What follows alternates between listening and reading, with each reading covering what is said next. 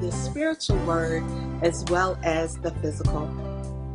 I don't know what I'm going to have for lunch, but in the meantime, I'm just going to sip on some of this hibiscus tea.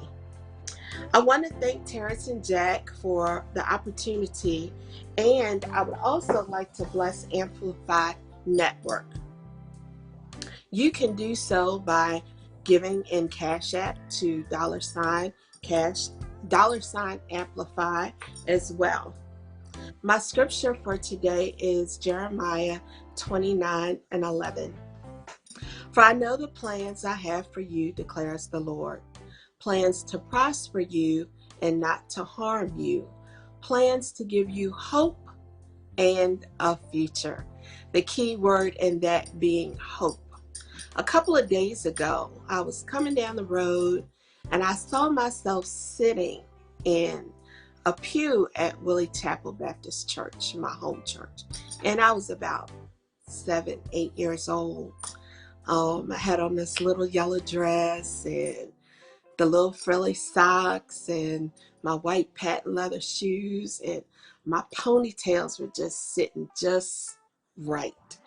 And while I saw myself sitting in this church, I didn't see anyone else there, but I heard the choir singing, and they said, "You will understand it better by and by.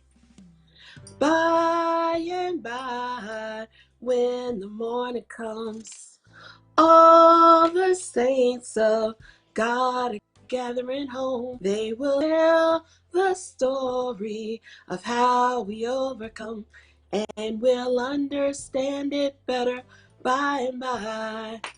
So I was like, why is the Lord sending this to me? And I thought about it, and I was like, at that time in my life, life was perfect. I had my mom, my dad. I had no worries, no concerns, what I was going to eat, what I was going to drink, what I was going to wear, where I was going to go. No concerns whatsoever. And I was like, there I was sitting in my Father's house. He took care of everything. He still takes care of everything. Just in being in the midst of his presence. And so I thought about, again, the word hope. And to me, hope is H, having, O, outstanding, P, perpetual, E, excellence. Having this continual best of everything. And our hope is built on nothing less than Jesus' blood and righteousness. All other ground is sinking sand. All other ground is sinking sand. We must keep our hope rooted and grounded in love. When we feel hopeless, we are angry, we have anxiety, we're depressed, or we simply feel overwhelmed. And the other day, my pastor, Tangela Carter, she told me, she said, I want you to focus on the scripture. I want you to focus on the scripture. Repeat this scripture to yourself at night. Whatever your favorite scripture is, focus on that. And my favorite scripture is Romans 12:12. Be joyful in hope, patient in affliction, and faithful in prayer. And that's what I want to give y'all today. Just whatever you're going through, whatever it may be that's coming at you, that may lead you into anxiety or depression, or simply feeling overwhelmed, be patient in it. It's just a storm. It's just a season. This too will pass. And some of the things that we can do physically to help ourselves get out of these storms is what we eat, what we drink, what we're putting into our body, and simple exercise. So some of the things that you can eat Or spinach. Spinach has dopamine in it, and it leads to calmness and well-being.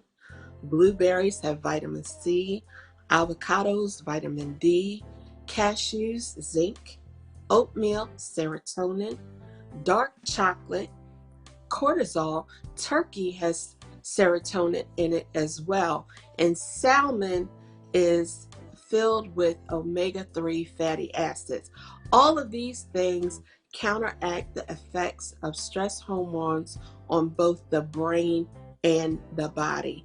Like I said, I was drinking hibiscus tea.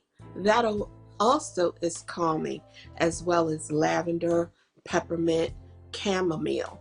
Those things will help you overcome these anxiety and depressed moments. And exercise is the key. I was going through a period in my life where I was just so upset, but every day I get up and I go out and I walk.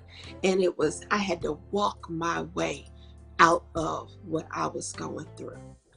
And in the being in the nature of God, everything that He created, that also gave me a calmness. And soon and very soon, I was out of it. The joy of the Lord gave me my strength to carry on in what I had to face for the rest of the day. Yoga is another form of exercise that will give you calmness and hope, and hiking as well. And I just wanted to leave y'all with these things today, and I hope that you enjoyed Lunch with Helen. Thank you and have a great day.